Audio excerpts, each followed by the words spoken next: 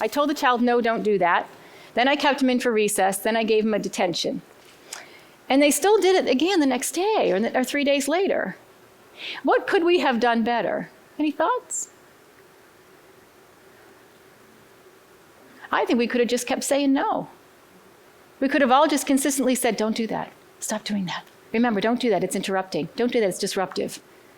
We can't learn around that. Keep doing as many times as it takes. I always say, if you might get results in the 300th time you say something, but if you gave it up on the 3rd time because you made an assumption that the child was going to ingest that and all of a sudden do what you told them to do, you now run the risk of losing.